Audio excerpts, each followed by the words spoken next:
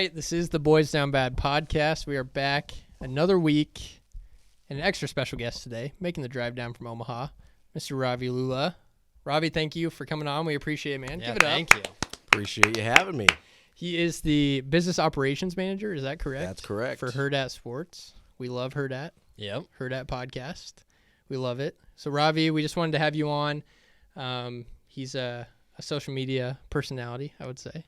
Yeah, well, I guess I consider myself a radio personality. Radio person? Yeah, because that's but you're right. I mean, our digital presence is probably bigger than our radio presence, but I kind of have a, old school mentality a little bit. I like it. Hey, because we do it live, right? So yes. It kind of, I always think of it as radio, but you're probably right. It's probably more social. Yeah, so you got a show with DB, right? Damon Benning? That's right. Yeah, I've been doing the show since August. DB was there, and then he took a little break, and now he's back, which is great.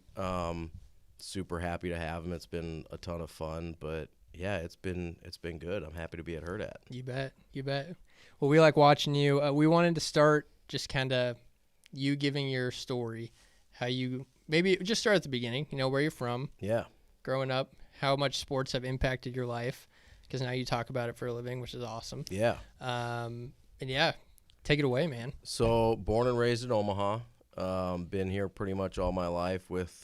Been in Nebraska my whole life. Made a brief stop in Norfolk for a little bit. Sure. Lived in Ashland for a little while. But pretty much always around the Omaha area. And, always been sports has been a big part of my life pretty much. Really, honestly, when I turned 7, it was a big deal because that's when I got diagnosed with diabetes. I'm type 1 diabetic. And it was it's a very strange experience because when you're I was in 2nd grade, nobody knows what that is, right?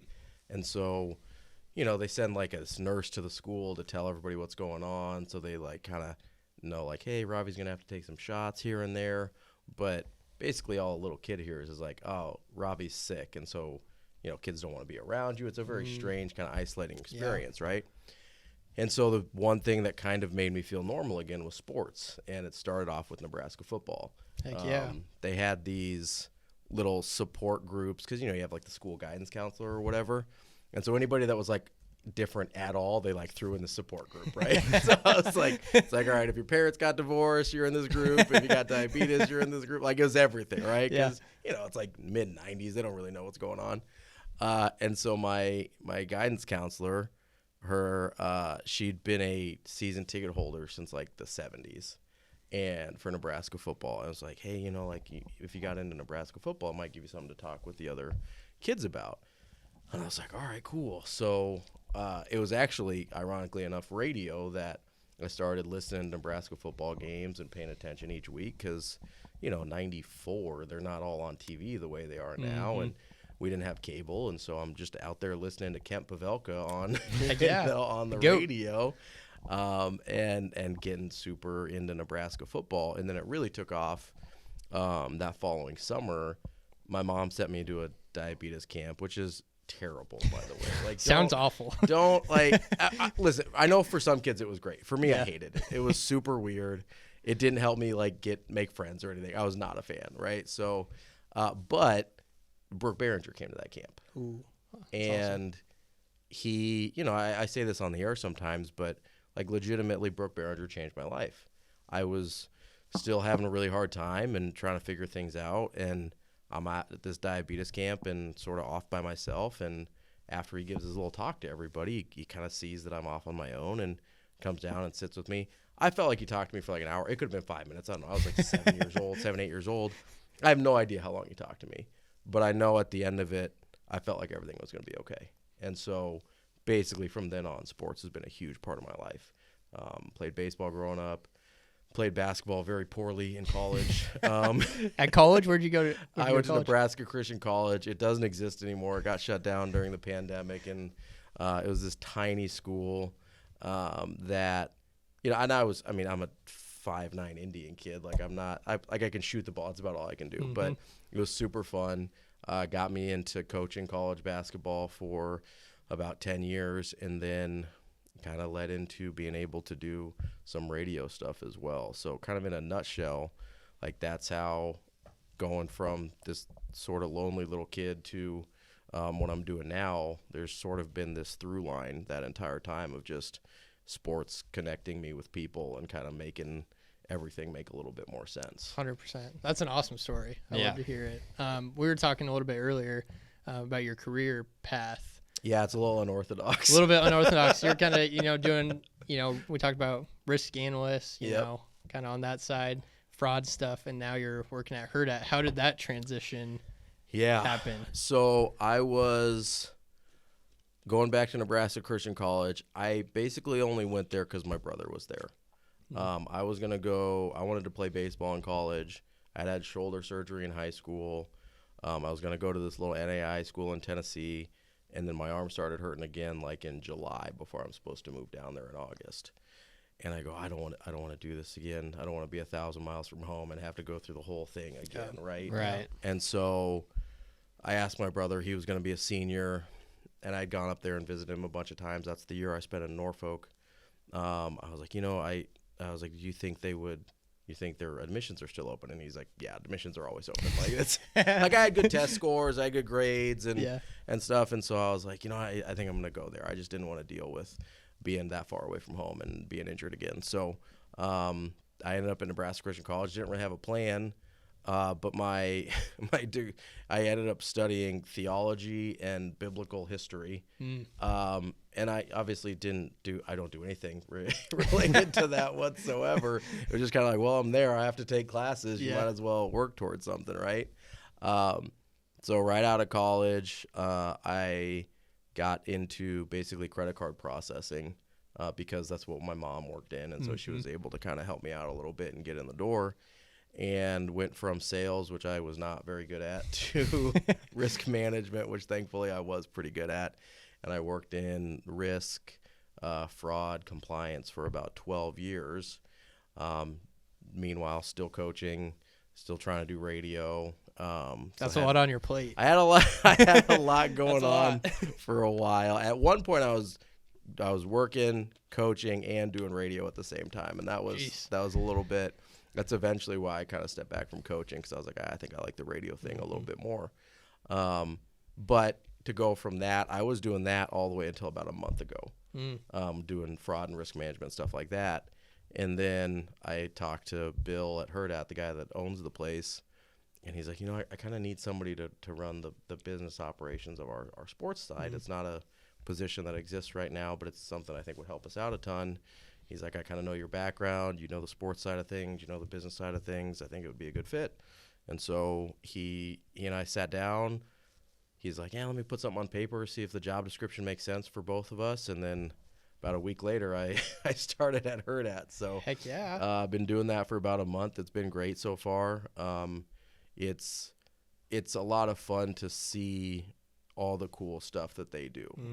Obviously, I'm a part of it, but the morning shows feels kind of like the stepbrother a little bit because we go over to we record from the sports bar in La Vista, and then I didn't go to HQ pretty much ever, like to the offices, anything. And so there's 20 people that work for Hurrdat Sports that I barely know the names and faces, right? And so it's been super cool to get over there and kind of get into the nitty gritty of what everybody does and just see all the super talented people over there making content. And hopefully I'm there to try and help make us all a little bit more money off of it. 100%. We love that. That's Yeah. awesome. Yeah. Trying to get everybody that bag, Yeah. Got to get the bag. That's what we're doing. Yeah, we love it. That's an awesome story. Hurrdat has been really good to us, and we love all the stuff that they're doing. And the Supernova stuff has been really cool to see. Oh, it's been super fun. It's been incredible. All the videos they're putting out, all the promotion, all the volleyball players working with them too. It's just been very, very cool. We went to opening first night. game, yeah. Yeah, we brought our wife and now fiance, I guess, and they loved it too. So, yeah, it comes at a really cool time in women's sports, right? Where, I don't know if you guys saw the numbers from the championship game yesterday, but I mean, like almost 19 million people were watching that thing. It's the most watched basketball game of any kind in 5 years. At the same time, you're less than a year removed from Volleyball Bidet in Nebraska, where it's the most attended women's sporting event in the world. And then now you've got Supernovas basically breaking an attendance record every time they play a match at CHI. Like, it's just a super cool time to be a part of an organization that is so closely covering all of these things and kind of watching this incredible thing happening right in front of your eyes. It's really cool to be a part of. Yeah. You guys have people everywhere too. Oh, like, yeah. Not me, luckily. Yeah. I mean, Anna, she's everywhere doing stuff. Yeah, Anna Bellinghausen, she was just in Phoenix for the Final Four. Yeah. She was right place, right time with the Keisei Tominaga stuff on the three-point shootout. Yeah. Yep. She was, she's incredible. She does a great job with that. Avery does a great job. Really good too. Yeah.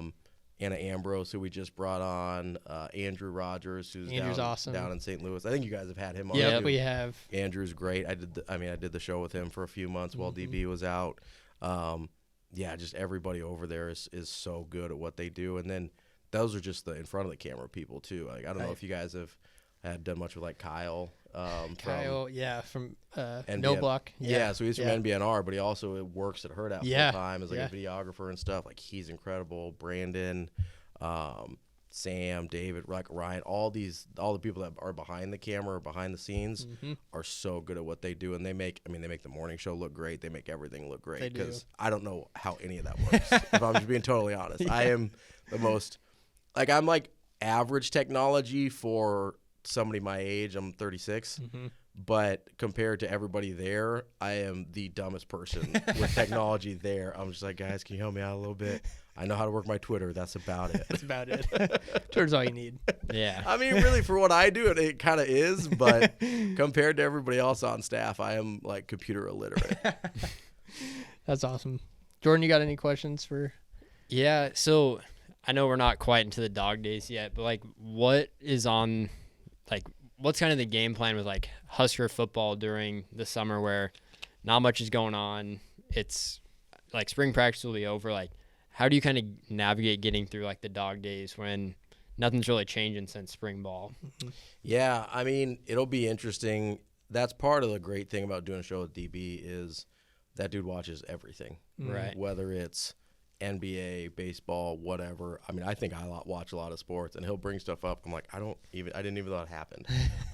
So he's a huge resource, and being able to talk about everything under the sun with him. But also, I kind of love the summer shows because you can get a little goofy with them. You know, you don't have to you really kind of have to stay on script during football season, right? Like, you have to talk about the game. You have to talk about the upcoming opponents. That pretty much dominates your week. You maybe get one day, like Wednesday, you kind of get to be your buffer day because Monday and Tuesday you're recapping, Thursday, Friday you're previewing. Wednesday you kind of have a little fun. Summer you get a little loose with it, and those are kind of honestly sometimes my favorite shows because that's where like the super fun stuff happens. And you plan for. I'll be honest, I plan a show out every single night. We get to maybe 10% of it every day because DB and I just have such great chemistry, and I love that. If we get through a whole sheet, I'm like, oh man, we must not have had a very good show. Yeah. Right? Yeah. But we get through 10, 20% of that thing, I'm like, yep, we did a good show. And I don't know that we've gotten through more than about 20% since he came back. So we've had a lot of good shows, but honestly, the summer's my favorite part because you can get into some goofy stuff, and DB and I both have a ton of interest outside of sports, and so that kind of gives you a little bit of the leeway to talk about, movies or food or whatever's on your mind. Yeah. And I'm excited for it, honestly, because you never know what's going to happen. I mean, you already don't really know what's going to happen on that show. It gets a little unhinged sometimes, but we love unhinged shows. Yeah, exactly, right? So summer, I can't wait. Yeah, that's awesome. I lost my train of thought. Is it ever difficult to talk about sports every day, Monday through Friday? There's days where I kind of think like, oh man, there's not that much to talk about, but once you kind of get in there, and if you have a co-host that you really vibe with and have good chemistry with, like once you turn it on, it's never really been a challenge. There's been shows I've done, I used to fill in and do 4-hour solo stuff like that. Those shows can be rough. Yeah. That is 4 hours solo. Yeah. Oh. So I nope. Couldn't do that. Those are actual work, right? Yeah. Like, I put in work to do the show well now, but it doesn't feel like work. Right. Yeah. When you do 4 hours solo, it feels like you're doing a job, and Yeah. it feels like you work Yeah. for 8 hours, because it's exhausting. It really is. I don't know. I don't understand the people that do it every day. I'm like, that sounds terrible. I'm crazy. glad I don't have to. That's crazy. But no, I mean, it's really the thing that I like about sports, and it kind of goes back to my, my story about how I kind of got here, is it just gives us an excuse to talk about the things that matter, right? Whether it's connecting with people, whether it's, like inspiring like young women like Caitlin Clark has and stuff like that. It just gives us an excuse to talk about the things we actually care about in a way that is a lot more accessible to people. Yeah. And so when I put it in those terms, it's a lot easier for me. And it also helps that, I've been on the other side of it where, I'm at my job that maybe I am not having the best time, or I don't like it very much, or, and maybe listening to, you guys are probably too young for Schick and Nick, but I know who they are. I never Yeah. listened to them. so like a decade ago, Yeah. more than a decade ago now, like, they've got the podcast on Hurrdat now, but they had a daily show in Omaha, and that was like my favorite show of all time. Or when Damon started getting going back in the day, or Unsportsmanlike Conduct was great. And, you kind of get through these. I was a big like Dan Le Batard show fan, or Dan Patrick, or whoever, right? And you find these people that sort of get you through your day when you're just at this desk job, or you're doing whatever that, maybe isn't something you're super passionate about. And so I kind of appreciate the perspective I have now that I'm on the other side of the mic. And it's like, there's probably somebody out there that this is maybe one of the few things they're going to look forward to today. And so it means a lot to me that they've chosen me and DB to be that part of their day. Yeah. Right. And so it makes it a lot easier for me, because That- I've been that guy. I've been on the other side. Of it. Yeah. Yeah. I find myself there sometimes too. Oh, it's like it's a normal thing, Yeah. right? Especially if you Yeah. have a desk job and you're like, even if you like your job, right? You have Yeah. those days Yeah. where you're just like, I'm not really feeling it today, and it feels like you get to hang out with your friends for a while Yeah. at work. Like, that's the crazy thing about it. I ran into this guy. He accidentally stumbled into the Hurrdat offices like last week. He was looking for the bar, and because Wrong place. and he just put Hurrdat into his little Yeah. GPS, and it took him to the offices instead of the restaurant, right? And he's like, hey, I just wanted to see where you guys do the show. And I was like, oh yeah, we do it over at the restaurant. And it was just so cool to see him. And he's like, yeah, I listen to you guys every day. And it's just those kind of little interactions that, even if you like your job, it's cool to know that people connect with you in that way. And it makes, it genuinely means a ton to me. 100%. I feel like at least I have had that feeling a lot, even lately. Just like random people reaching out saying like they like the podcast. Is like when you record it and you put it together and you put it out, you're like, who's gonna see this? I don't know. I forget people listen. I Yeah, genuinely yeah, do. exactly. Like Exactly. even like when you've got people interacting with you, because people call in, or they're on the YouTube, like they get in our YouTube comments and stuff, or they're hitting us up on Twitter. I genuinely, because we're literally talking to an empty room. Yes. Right. It's me and DB, and then usually Shane producing, and we're just talking to this big empty area of a bar, and so mentally it just feels like I'm talking to them. Yeah. Right. And you sort of forget when people come up to you and they're like, oh yeah, I love the show, listen every day.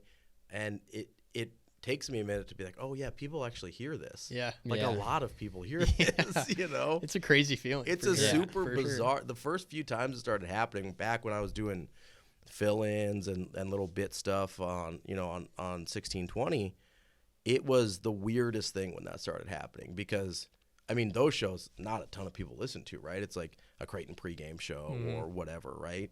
But I would go to the Creighton games right after the shows and be like, oh man, I was just listening to you on the radio. And I was like, really? Actually? Like, it's for real? Yeah, that's crazy. I love it though. Love it. It's awesome being on the other side of the mic, and we got to talk a little bit of Husker football. Absolutely. Obviously. Let's get into it.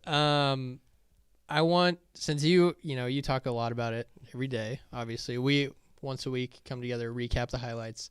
Where are you at with your optimism level for this year? Yeah. Are you all in? We have a couple people on the podcast that are all in. The other two guys who aren't here take a little bit more convincing. But are you on? And maybe what's like a realistic expectation for this year through your eyes? Yeah, so I mean, I feel like I'm all in. I don't know what that means in other people's eyes, but emotionally, I feel like I'm all in. I think this can be a really good team.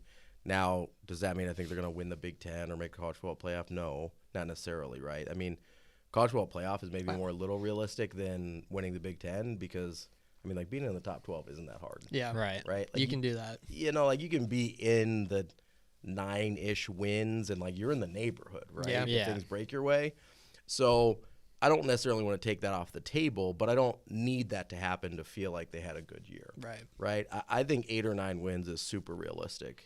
I think this defense is going to be really, really good. I love that defensive line. I liked them last year when a lot of people were still kind of like, I don't know. And I was like, I really like those young guys. I know it's unusual for young guys to contribute that much in a line position, but I really liked Prince Will. I really liked Cam. I really liked Riley Van Poppel. Yeah. And I honestly, the guys I wasn't so sure about were Ty Robinson and Nash. And they ended up being incredible. Obviously, they're coming back for another year. You've got another year under your belt for all those freshmen. Plus, you got Mav Noonan coming off the red shirt. Yep. And then you've got some other guys coming off red shirts whose names are escaping right now. The kid that had the car accident. Oh, shoot. He's a D lineman too. Brody Tegaloa, I think. Yes. Yep. Yeah. Yep. Who I kind of just forgot about until somebody brought him up like a month ago. And so you've got a bunch of guys that maybe we're not even thinking about. I think they moved Mason Goldman over the defensive line as well. I love that group. I think they can go like 8 deep in that group and be in really good shape. So I'm really excited about that. The secondary has a ton of options. I think Tommy Hill is going to be really good. You get Deshaun Singleton back, who was playing great ball before he got hurt last year. You got Malcolm Hartzog. Again, you've got a ton of young guys coming in. I think Bly Hill's going to be really good. He's a freak with his length and athleticism. So I think the defense is going to be really, really good. And then you look at, offensive side of the ball, I think the line is in that might be the group I have the most confidence in. You would think, yeah. Which Just a with the year ago experience. is the craziest thing in the world to say. Yeah. Right. Yes. I mean, you look at the line a year ago, and you're like, dear God, I hope we can put 5 guys on the field. Yeah. Right? And now I think, are they 10 deep? I was like, are they Could 9 or be. 10 deep? Could be. You know what I It's mean? just insane to say. Yeah, it's But yeah. nuts. I mean, I was talking with DB about this last week. You have this SEC starter in Mazuka that came in, and I keep forgetting about him. Like, it doesn't even matter if he plays or not because the other places on the line are in pretty good shape. Now, if he can be there and be a starter, then that gives you even more depth. But if we had gotten in previous years an SEC-level starter and it didn't look like he was going to start, you know how much of a panic mode everybody would be right. in? Yeah. It's crazy to think it's like, no, I think we'll be okay even if he's just a depth guy. Yeah. So I'm really excited about the line to see another year of development with Rayola. I really like the tight end group. I don't know about the running backs yet. Yeah. That's a place that I'm not 100% sure. I think they've got some options, but I don't know if they have any answers. Yeah. I agree with that. Kind of feel the same way about wide receivers, although DB loves Nair. If Nair can stay healthy, he's convinced that's a Sunday guy. Yeah. Obviously, they've been super impressed. They've talked a ton about Banks.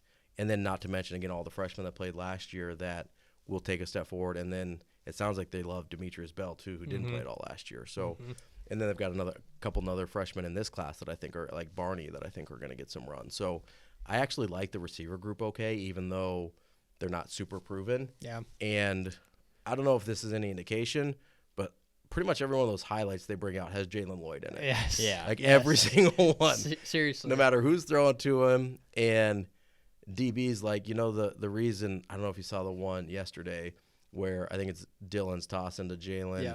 And you just hear the guy in the background going, oh, my God. Yeah. DB's like, yeah, it's because it was like the 4th or 5th time that Jalen Lloyd had done that. It wasn't even the throw that they were saying that about. It's that Lloyd had done that like 4 or 5 times already Love in to that see it. practice. And so I'm super excited about Jalen Lloyd's upside. Yep. Obviously, he's got the track speed, but I think he's way better at football than people realized. And then you've got the quarterbacks, right? That's the $1 million question. Is one of those guys going to be able to get it done? But I think they've put themselves in a place this year where the quarterback doesn't have to be Superman.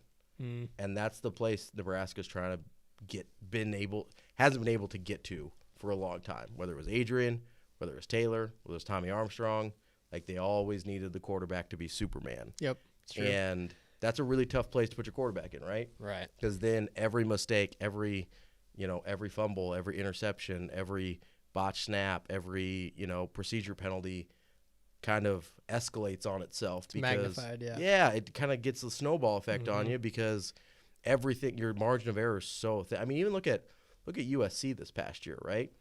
They needed Caleb Williams to be Superman all the time, and he was most of the time, and they still lost, was it 4 or 5 games? Yeah. Because their margin of error was so thin. He had to score every time. Go look at Patrick Mahomes in college. Like, you're talking about incredible talents in college that they couldn't even get their team over the hump and winning consistently when they were asked to do that. So why would we expect Adrian Martinez or Tommy Armstrong to be able to do that? Those guys aren't in that same category. Fair point. Right. And so for so long, Nebraska's tried to find that Superman at quarterback. And ironically, they maybe finally have him if things go the way they want it to with Dylan, but they don't need it to be that way right away. Yeah. They can use those Superman abilities if it comes to fruition to take them over the top rather to get them to be functional. Yeah. And I think that's a huge difference. 100%. 100% agree. That's awesome. Have you either of you guys seen the I think it's Chasing 3 documentaries that they're doing on YouTube?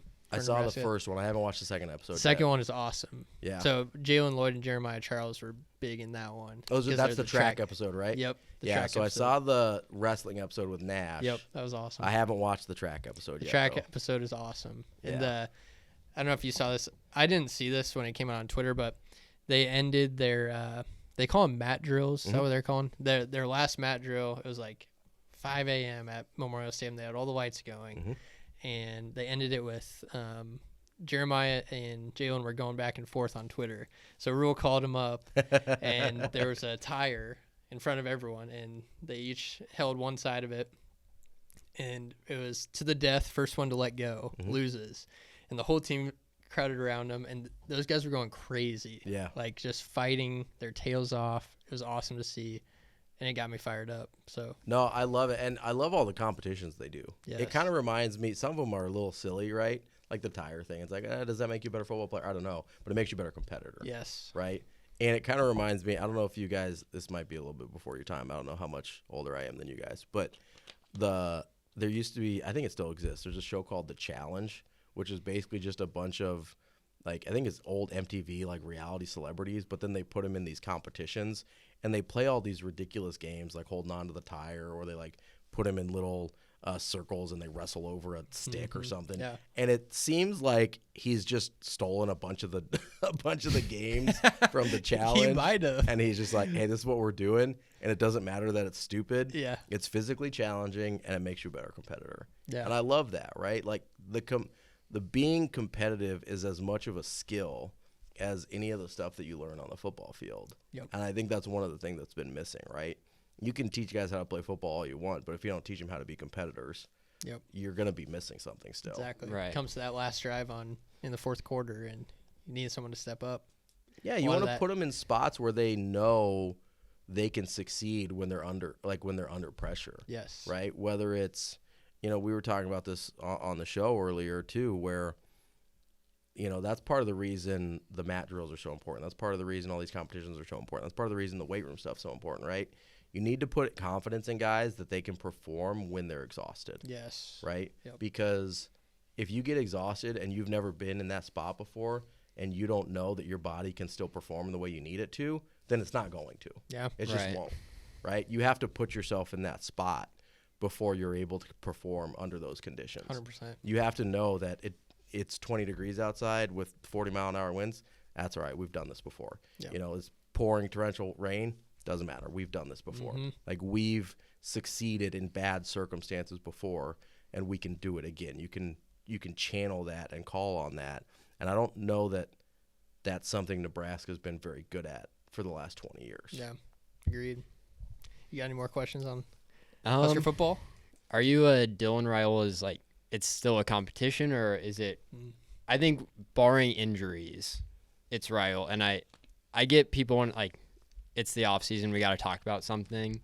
But I don't think Raiola comes here without a pretty good understanding that he obviously has to earn it still. Like, he can't show up 20 pounds overweight, not compete, and expect to get it. But, like, do you think it's, like, come game one, do you think it's Raiola taking the first snaps?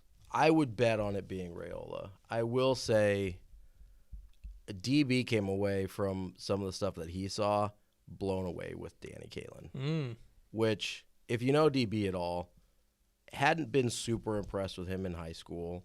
Obviously, he had a lot of the 7-on-7, Elite 11. Like, he was really good at the camp stuff. Yep. He struggled some, especially during his senior year.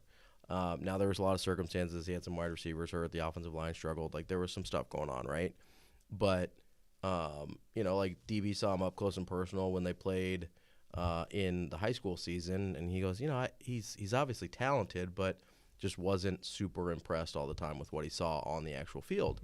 But, he was at the coaches clinic over the weekend where they got to see more than what the media did, and he was really genuinely impressed with DK. So I don't know that it's a foregone conclusion. I would still bet on Raiola being the starter day one, but I don't know. I mean, there's a reason the guy was an Elite 11 finalist. There's a reason that he had the offers he had. Maybe if he comes from a different state, he's rated higher. A lot of times Nebraska guys kind of get the shaft on the rankings because they're like, the competition's not very good, whatever. If that guy, if Danny has the exact same career from Florida or Georgia or Texas or California, like, he's probably a no-brainer 4-star. Right. I don't know. Like, I don't know that the talent gap is as big as maybe we perceive it to be. But that being said, I would still bet on it being Dylan. But I think DK might have a little more to say about it than we originally thought. Yeah, I think it says a lot about him too that he stayed. Yeah, too, yeah, on Dylan 100%. So, I mean, he obviously thinks he can play. A guy that highly rated, confident in himself, he's not gonna stay if he knows he's never gonna play. So. Well, and I don't know if you remember when, after Dylan committed, Daniel was going to take a visit to Michigan State, right? He had it scheduled, and they canceled it last minute. And I think that Nebraska assured him that he'd have a chance to compete. I don't think they assured anybody of anything else, whether it's Dylan, whether it's Danny, whether it's whoever, or Heinrich even. I think they just said, hey, everybody's going to have a chance to compete. We're going to put the best guy out there, right? The guy that gives us the best chance to win, the guy that executes at the best level, the guy that takes care of the football, that's the guy that's going to play. So whatever that looks like, I think that was enough for Danny to just be like, yeah, I can live with that. I can live with the results of that. And that says a ton about him. He's also, he's really good with his teammates. He's a big reason Carter Nelson's at Nebraska. Yep, right. Yeah. So like that stuff matters too, especially when you're playing as a young quarterback. And that's not to say Dylan doesn't have any of that. But we saw DK up close and personal for a few years, right? So we have kind of a better sense of what he's like just because we've been around him. And maybe that's worked against him sometimes, right? It's like, we saw a lot of his high school games and he struggled at times. And, so maybe the familiarity has worked against Daniel a little bit, but we also know that he is pretty good with people and he's pretty good with his teammates. And he seems to be a competitive kid. Otherwise, he wouldn't still be here, right? If he wasn't competitive, he'd have gone somewhere else. Yeah.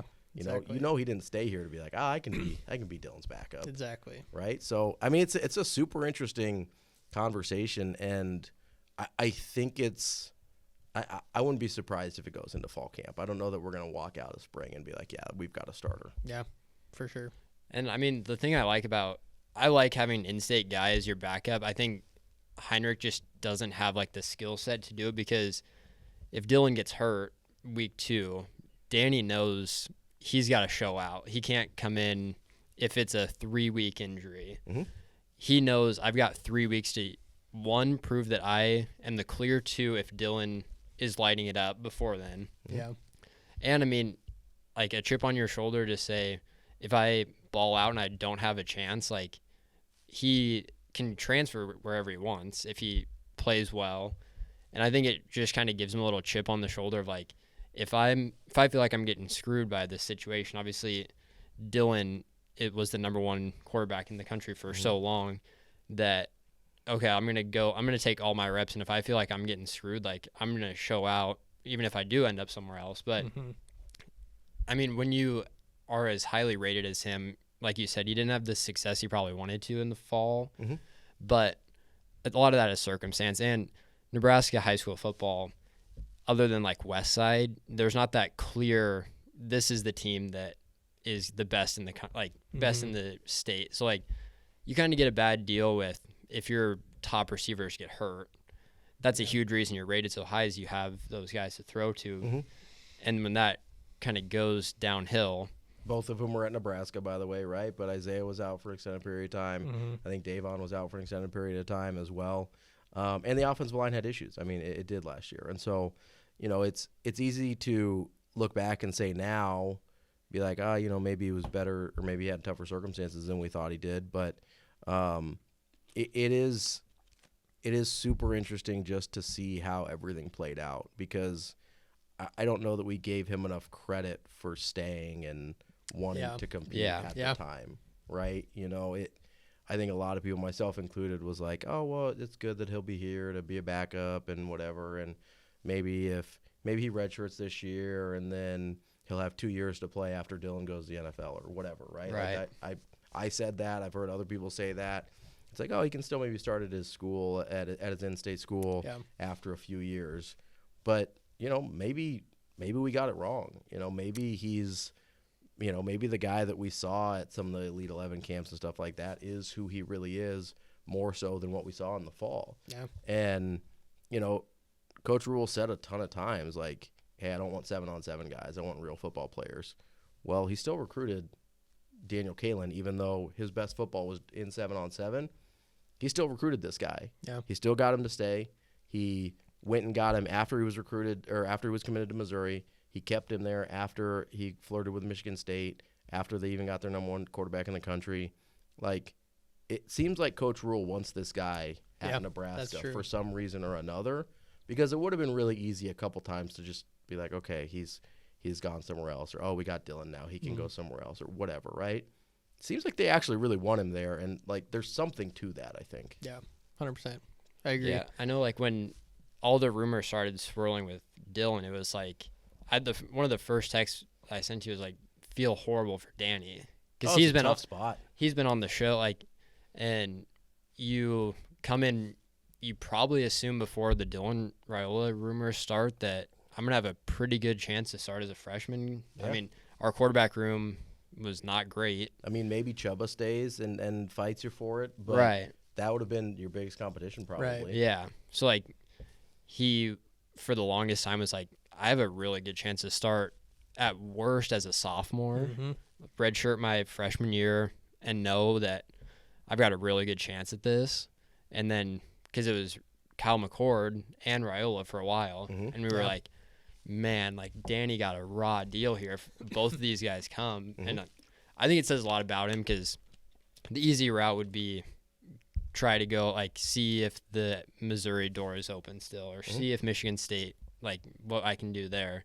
He's like, I'm just going to see what happens. Like, and like I said before, if he thinks he's getting a raw deal and he's showing out and it's like he feels that it's the Dylan Raiola show or nothing, like with the transfer portal now, like he can go out and be in a better situation if he feels like that's the best case for him. But I think it says a ton about the kid. I agree. Yeah, and he's such a people guy too. Like we had him on the podcast, and I think just like when he first committed, he was so focused on getting other people, especially in-state guys, to come to Nebraska, which just says so much about him. And everyone that we had on talking to him, they're like, yeah, this guy, like, as soon as I committed, like, reached out, you know, hyping us up, you know, and got all of his Bellevue guys too. So, yeah, it's going to be interesting to see what happens. And that's a huge part, especially from the quarterback spot, right, is to have guys that come in and are advocating for your school. Right? They want that quarterback in their class, or the starting quarterback, whoever's there already, to come in and be like, hey, we want you to come here. That goes so far with recruits that I don't know that people always appreciate how much of an impact a guy like that can have. And, I don't know if Carter Nelson would be in this class if it weren't for DK. I don't know if that's something that would have happened, because obviously Georgia had a ton of interest. There was some late Notre Dame interest with Carter as well. He went out there on a visit. Like, I think Daniel Kaelin deserves a lot of credit for at least that one in particular. And so it'll be really interesting how it plays out. I don't think we'll have – I think we're going to take this thing into the fall before we have an idea of who the starter's going to be. I think so too. Yeah. Good Nebraska talk, boys. That was fun. Always. That was fun. We got to introduce Robbie to our logo game. All right. And we're going to pull it out. I've watched this. Have you? I've watched it. You think on you're going to do TikTok. good at it? I do. I'm pretty good at logos. You Okay. guys do throw some wild ones out there. Oh, yeah. Crazy. I'll give you that. But I'm pretty confident. Okay. We'll see how it goes. We'll see. All right. So how it works, logo game, I'm going to give you guys each 5 college logos. Mhm. You have to tell me the name of the school and what state they reside in. Okay. Okay. So we're going to start with Jordan. And there are steals. Okay. You can steal if someone misses. So we're going to start with Jordan.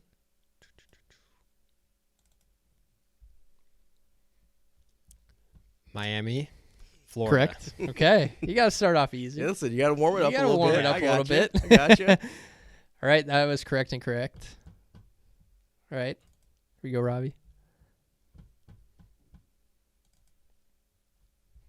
I'm going to go Louisville. Correct. That's in Kentucky. Correct. I had a little like Ball State Yeah. moment. Yeah. I was like, he's not pulling a fast one on me, is he? Nope. Good. Louisville. That is correct. All right. Jordan, number 2.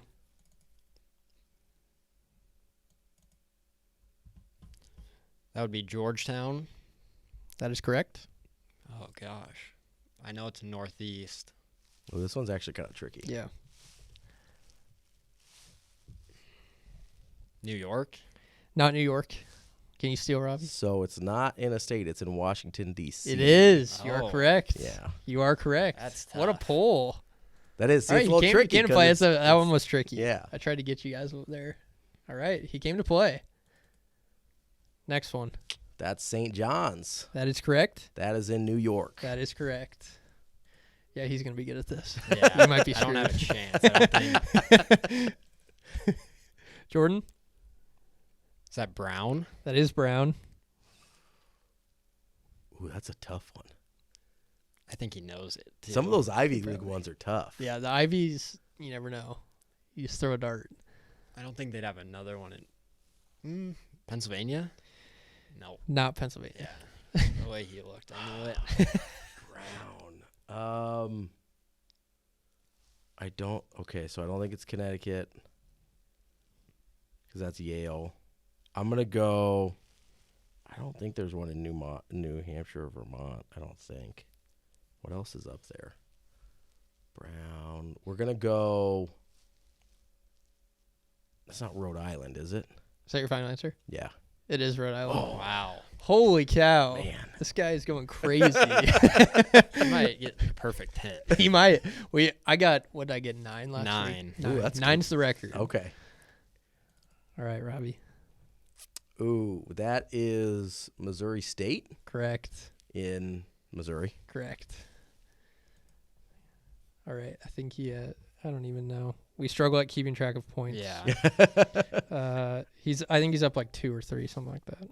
I don't think Jordan's catching him though. Here you go, Jordan. Is that Northeastern? That is Northeastern. Throw a dart at the Northeast. and just It's guess. in the Northeast, I'll tell you that. Let's go as far northeast as possible. Maine? It is not Maine. Just no. I think it's Connecticut. It is not Connecticut. Is it Ooh. Massachusetts? Massachusetts. He was close. He was close. I knew. First 'Cause I this was one. thinking Jim Calhoun, and I Yeah. thought he was staying in state when he moved to UConn. But all right, Yep. All right. Number 4. that's William and Mary. William and Mary, correct? Is it Maryland or Virginia? I think it's Virginia. It is Virginia. Correct. I'm going to say he threw out 2 states. If he was wrong, Yeah, you get easy steal. yeah. Because I had no clue. All right, Jordan, you're 5th.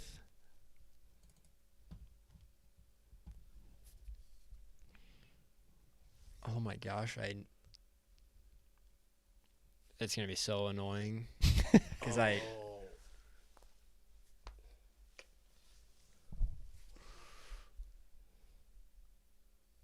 pass. He passes. This one's tough.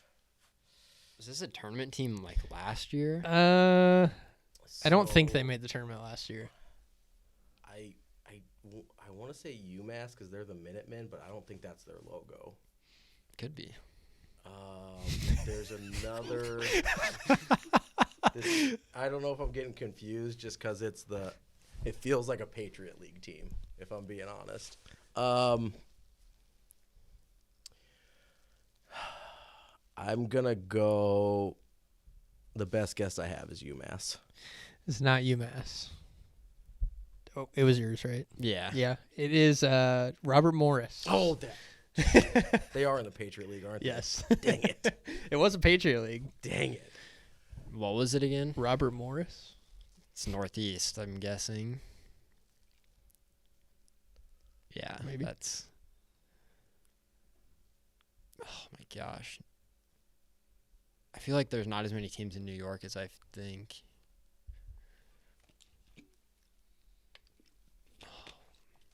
Connecticut?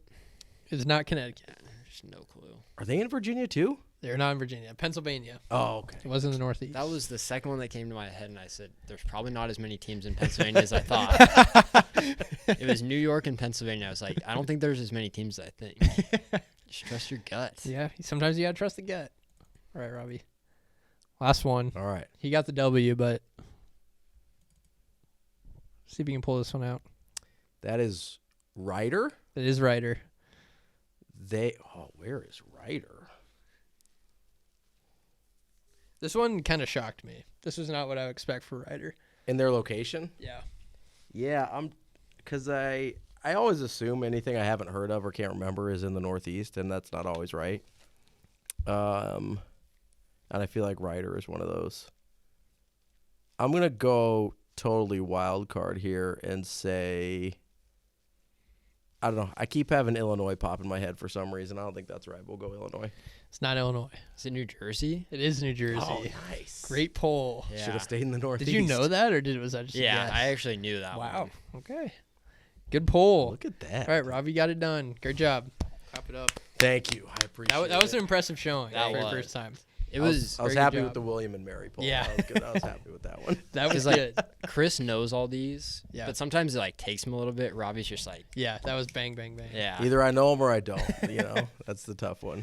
Love it. All right, second game we like to play is Immaculate Grid. We all know how to play it. We're doing baseball. We're going to start with baseball. Yep. We're See how it trying for goes. low scores. We're trying to get our best scores. Yeah. Or we're just trying to complete So it. we have 6 minutes total. Okay, so Yep. we're just trying to get it done. If you have some low ones that you are pretty confident in, All right, we'll Yeah. throw them out there. yeah. Okay. Do you want to do timer or the I can do timer. pull it up? What was the one that just no one thought was right? I know like Vlad. For which one? There was one where it was either with it was with Andrew. Yeah, Vladimir Guerrero for Orioles and something. like Orioles and Nationals because it was the Expos. Yes. Yeah, I think that was it. Oh, yeah, I forgot got a crazy lot- Expos would count for the Nationals. Yeah. I got a lot of flack for throwing out Vlad Guerrero. Andrew hated it, I think, for Yeah. the worst. Got it right. Yeah. It was low. All right, here we go. Got the timer ready? Oh, almost all teams. Gross. All right, 3, 2, 1, go. All right. I have a low one, I think. For Do- I don't know if it's low actually. Braves, Yankees, Dion. Oh, Deion Sanders. yeah. David Justice, also Braves Yankees. He's gonna be good at this. Deion is correct. Who'd you say? David Justice is also Braves Yankees. Oh. I did do Deion. 7% there. Let's see. I mean, Freddie Freeman for Braves, Dodgers. That's a pretty Ooh, Rafael Furcal, I bet's lower. yeah. Ooh, I like that. Freeman's gonna be probably the For highest. Dodgers, Braves. Yeah. Correct. I have a D-backs, Dodgers. Is that Greinke? Ooh, Yep. Yep. Yep. Okay. Great pull. Oh, it didn't show up for a second. I was like, Oh, I was gonna be. Atlanta, Cleveland, Kenny Lofton. We love Kenny Lofton. Kenny Lofton is a frequent It's on because he here. played for a million teams. Yep. Good pull. Just need 2 more teams. Diamondbacks, Guardians. Is that Trevor Bauer? Play for the Diamondbacks? I think that's where he got. Yes, he got drafted by the Diamondbacks. Did he make the majors with the Diamondbacks though? Yes, Okay. He pitched for him. You're confident? pretty confident. If you miss it, we're going to football. He for sure pitched for the Guardians, correct? Well, it would have been the Indians, but Yeah, okay. I think then so. Yes, right? I think so. Trevor Bauer. I'm thinking. Correct. Oh, that's a good one. Great pull. That's a good pull. So what do we have left? Just the 200K We don't have any season, teams left. and then Yeah. Diamondbacks, Yankees. Diamondbacks, Yankees. Did Randy Johnson pitch for the Yankees? He did. Yes. Yep, he did. Dang. Are there two? There's 3 of them. Oh no. He's through 2009, right? 88 to 2009. Yes. Yep. All right. CC. For which Think one? he could do either. Probably Indians. So let's see. Who's going to be lower for the Indians than CC?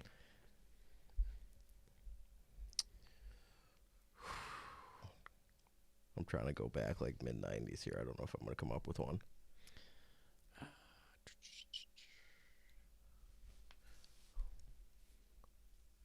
Do you think Mariano Rivera had 200 saves or 200 No, strikeouts? not a season. Yeah, He that- ain't pitching up to those. That'd be crazy. That would have been. That was my would have been a low percentage. Yeah. Just because that's insane. Yeah. I mean that's 70 appearances, Let's. and you would have had to strike out. The I mean, I have a name for Cleveland, but I don't know if he got to 200. If he did, it's going to be super low, but I don't know if he did or not. Charles Nagy. But I don't feel good about that. Don't feel good about it? I don't We feel- can rip it. I'm going to look it up later either way, but I don't feel great about it. Let's do the other two first. Okay. So New York, there's going to be a million of them. Yeah. So I think you go C. We could go old on New York to try and get like Whitey Ford, I'm sure has 200 in there somewhere. I was gonna say like Roger Clemens. Clemens for sure Clemens. does. I mean, Dodgers, you could go like Koufax if you wanted to. If you want to go like old school, to maybe people forget about everybody except for Kershaw. Koufax for sure did. I'm positive he did. Let's try Maybe that. Koufax. Yeah, Just but because I don't have an old, he's probably going to be a Yeah. high percentage though. other than Kershaw, I've got no one. Yep. That was 20%. Yeah. Yankees. I'm trying to think of somebody older than like Clemens or. I mean, Pettit for sure did. Yeah. This would no, never mind. Babe Ruth didn't pitch for the Yankees. I don't think Nope. By the time they traded him, he was strictly outfield. that would have been low. I feel like if it would have happened. Yeah. I'm trying to think Yankees.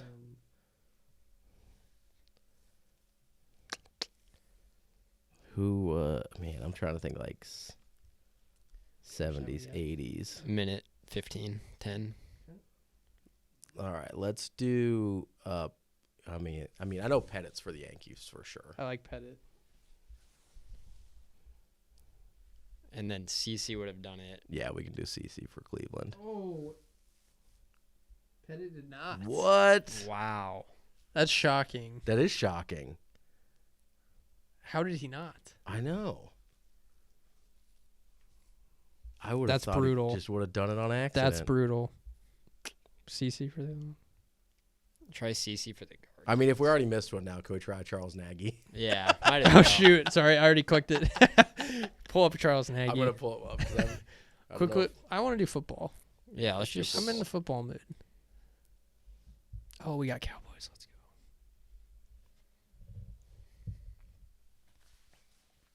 I really want to see how many strikeouts do you think Mariano Rivera ever had in a season? I mean, Yeah, what's the the most? problem is he probably only, I think his innings high is probably like 70. Yeah, so you Yeah. had to strike out the side pretty Yeah. much every appearance. For like Probably would not have worked. All right, Charles Nagy did play for Cleveland for a very long time. Where are my K's? Any relation to Matt Nagy? Ooh, okay. He never got to 200, so that was good. Okay, good. I got to look up Pettit now because I don't even know if I believe that. Yeah, that's insane. Yeah, I would have thought that would be. I thought that was a lock. Martin Rivera had 53 saves in one season. That's nuts. I mean, how many strikeouts are you getting? I mean, it's probably pretty close to 90 or 100. Yeah, I would so that guess. only gets us. 180 is his top for Andy Pettit. Hmm. Sugar Clemens. That's on me. It's all right. I It would have thought happens. he would have, like you said, Oh, accidentally. I done it. didn't even think twice about that one. Yeah, because he was an innings eater. I just Yeah. figured he'd. Yeah. Yeah. All right, we're going to do football as well for fun. All right. All right. 3, 2, 1, go. I mean, you Yeah. got to go Aikman for 10,000 yards in a career. 10,000 isn't that much, though. Remember we had 10,000? Yeah. Yeah, Okay. that's. I mean, You that's go And Romo. you can do like that in 4 years. 3 or 4 decent years. Yeah. I mean, now it's like 2 good years. Yeah. True. It's like 3 decent years, especially in the 90s. I mean, Could do Romo. I'm sure Staubach has 10,000. Oh, yeah. Romo for sure does. Aikman for sure does. What Yeah, would be the lowest? I'd go. I mean, now I'm a little gun shy with Staubach because I feel like low Romo guys. might be lower than Think lower? Aikman. Yeah. yeah. Oh, for sure. Let's go Yeah. Romo. Just yeah. It's Romo definitely Yep. through 10,000. I mean, Um, Aaron Rodgers for the Jets. He played a couple plays. He played a game. He played in a regular Technically counts. Yeah. You could go Favre. I bet people forget about Favre. That one's probably pretty low for Jets. You go Or Favre? Ryan Fitzpatrick. He was a Jet at some point, wasn't he? Patrick. Yeah, he was. Fitzmagic. Fitzmagic, baby. I'm going to go Favre. Yeah, that was only 13%. That's pretty good. I mean, Baker, I'm sure has 10,000. Kerry doesn't Collins, I bet, for the Panthers has 10,000. he? Kerry Collins. Oh, and then Baker for. Baker for, the Rams and Panthers. Kerry Collins. Yeah. That's going to be a high percentage, but Baker was on the Panthers, right? yeah. Yeah, he was there with Rule. Yeah. Oh, yeah. I think he played for the Panthers and the Rams in the same year. I think you're right. Yeah. He came and balled out on like a Sunday night game for the Rams, I remember. Or no, it was a Thursday I think it was night a Thursday game. because Yes. he got Yeah. there like the day Yes. before. Balled out. I bet against him, and it was terrible. Mistake. Yeah. Oh, there's someone for the Bears that's obvious. For Panthers, I feel like. I want to say Thomas Jones. Thomas Jones was on the running back? Cowboys. Was he? Yep. And he was on the Bears. Also, Marion Barber, I think, was on the Cowboys and the Ooh. Bears. I don't remember him on the Bears. I remember him on the Cowboys. I thought he went to the Bears. I could be wrong. Thomas Jones was on the Bears, right? Yeah, I think that's where I remember him from. Okay, we'll pocket it. Okay. Fitzmagic ever play for the Rams? I don't don't think so. think so. No. Rams Jets is Joe Namath. Joe Namath. He ended up on the Rams. Correct. What a poll. Cowboys. Cowboys Rams. Brandon Cooks was never on the Rams, was he? I don't No. think so. I would almost say yes. Was he? Ooh. He might have been. He might have been. He's on the Texans. He was on the Saints. Wasn't he at the Patriots for a year? I think he was. Was he on the? And see, now that you say it, I kind of think he might have been on the Rams. I think so too. I think can he remember him in like was. the older, like the gold and navy? Navy, yeah. Man, I can remember him in the new ones. Oh, really? I feel like. Shoot. That's probably a bad sign. I mean, they went to those right after they got there, though. Yeah. Or like shortly. No, they didn't. They kept the old logo for a while. Oh, did we already do Baker for the? Yeah, we didn't for. Okay, because I just thought of another one, but that's okay. Jets. Wait, oh, we already did Jets right here. It might be Brandon Cooks. I think it's Brandon Cooks. Is there any like? Now I'm kind of doubting it. Is there any like backup quarterbacks about? Yeah. Peterman was on the Bears. Did he play? I mean, you would know. Oh, Josh McCown was definitely on the Jets and Bears, I feel like. One of the McCowns was. I feel like he was also on the Cowboys. This is the rabbit hole you go down yeah. with backup quarterbacks. Yes. I think McCown was on. McCown was on the Jets for sure. I want to say he was on the Bears. But I might be thinking of Cade McNown on the Bears. Who was definitely a Bear. Oh my gosh. Did Bortles ever play for the Cowboys? No. Did Greg Olsen play for the Bears for a year? Yes. Yeah. He was on the Panthers. Yes. Great call. That's a good one. Yes. Minute left. Oh, minute left? Yeah. Shoot. Bears and Jets. Bears, Jets, Bears, Cowboys. Oh, Bears, Jets, Brandon Marshall? Yes. Yeah. Yeah, I think so. I think right? that's right. Yes. yeah. For sure. Okay, what do we have left? Cowboys, Rams, Cowboys, Bears. I'm a Cowboys fan. I should know these. I think we go Thomas Jones, Cowboys. I think you're right. And then I think you go Brandon Cooks. Oh, it wasn't Thomas Jones. Shoot. Dang it. We got to go Brandon. How much time do we have? 30 seconds. Let's see. Does Brandon Cooks? Should we do Brandon Cooks? Yeah. We already missed. He was. Yeah. Yeah. Yeah. I was going to say, I could picture him in the new uniforms more than the old ones for the Rams. I don't I gotta know. look up Thomas Jones. He was on the Jets. I really thought he was. He was on the Cowboys. I remembered him as a Bear first and foremost. I might just be. Oh my gosh. That's Was on it- me, guys. Was it Julius Jones? Cowboys Bears was Andy Dalton. I should have known that. Oh, Right off the rip. Dang it. It's all right. He was a Bear. He wasn't a cow. Thomas Jones was not a Cowboy. He wasn't? Uh-uh.